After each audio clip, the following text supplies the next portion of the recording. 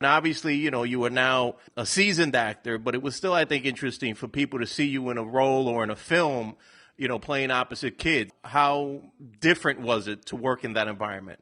It was actually fun because, we had kids that were happy to be there, ready to work. I like working with some of the kids better than the adults. By having kids, I can relate to them Right. so easy. And they down to do a good job. Right. So I used to hear complaints, but I guess we got a good batch of kids, because they show up on time, they know their lines, and they're ready to go. Gotcha. You know what I mean? When you ask from an actor. Right. They're pros more than the pros, Right. And I understood that you were asked to possibly do another sequel, and you decided you didn't want to, and that's how the TV show came about. What was your reasoning for not wanting to make another Are We There Yet film?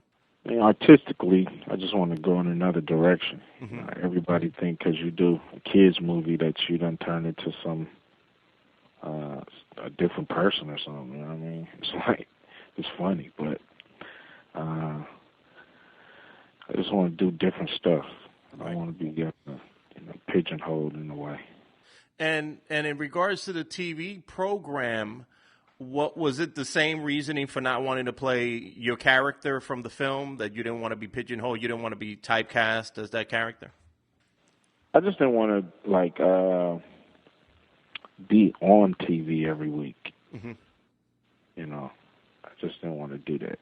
Not yet. So what's your role as executive producer? What do you do on a day-to-day basis in regards to the television program? More of an overseer, making sure that it's meeting the standards of the Cube Vision brand. But we did 10 episodes up front. When we do 90, I'll probably end up directing and writing and kind of doing everything I need to do to make sure that the quality stays up.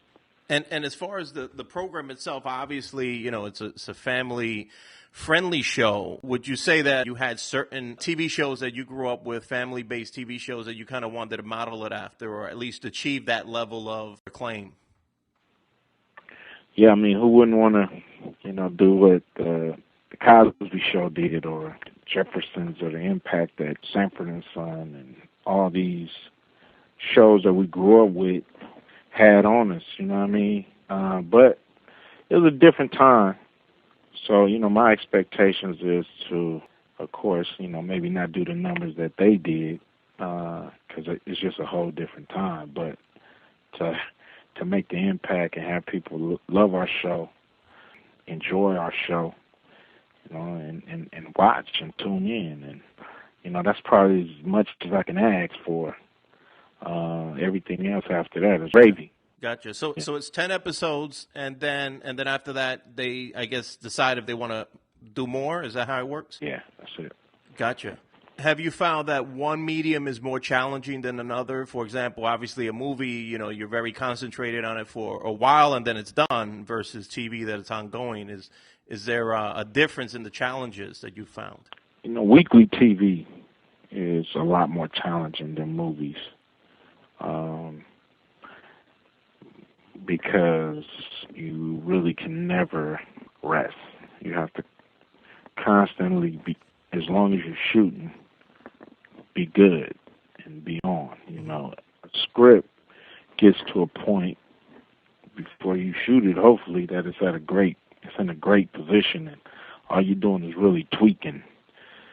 These sitcoms, we got to churn them out, keep them pumping, keep them going, and keep the quality up. And in regards to television and the television business, obviously, things have changed drastically. In many ways, there's programming that gets a lot more views after the fact on the internet. Do you have any insight into how you feel it will pan out? Is TV going to be the monster that it's always been, or do you think that, there's room for maybe developing programming just for internet consumption? There's always going to be room for TV. There's always going to be, a place where the whole country can go and view the same thing at the same time. The internet, I'm pretty sure There's going to always be a niche for programming that is specifically go on the internet, and it's for various reasons, maybe timing. Maybe you don't have 30 minutes, maybe you got 15 minutes, that's great, whatever. I believe a lot of advertisers will push money into internet visuals because of things like TiVo, and people can fast forward through the commercials. So now instead of having a commercial about Coca-Cola, we're going to do this funny ass short. Mm-hmm. We're going to have Coke all the way through it. And we know you're going to watch that. You know what I mean? So it's kind of like, you see the advertisers wanting to get more into making original things other than just commercials. So, commercials might get longer, things like that. But there are always going to be room for scripted television because reality TV, it's hard to syndicate that. With all these channels, they need syndicated shows. And on the Are We There Yet program, do you have product placement in that show? Yes. Could you mention any of the brands or? I mean, right now we have Toyota, and we're gonna grab a few more. And doing only 10, you can't really grab as many as you would if we, get the order for, 90. Mm-hmm. Then we could aggressively go after a lot of different advertisers for product placement. And is there a significant amount of revenue in that aspect of the business, the product placement side? Yeah, I mean, any revenue that helps us make a better product is significant. And, to me, that money is money to go back into the show. I don't consider that as pocket money. So, it helps us make our episodes stronger and better, and, it helps us with our sets and our, crew, and it does help to make each episode that much better. You're owner of this, at least the TV show side, right? Yes. Movie side too, but it's a small percentage. Oh, okay, I got you. So was it something that just happened because the opportunity arose and they wanted you to bring it to TV? Yeah, I just think, in something like this where everybody has to pull their weight, it's only right. So it wasn't a hard sell. Revolution definitely wanted our expertise on the day-to-day running of this show. Mm-hmm.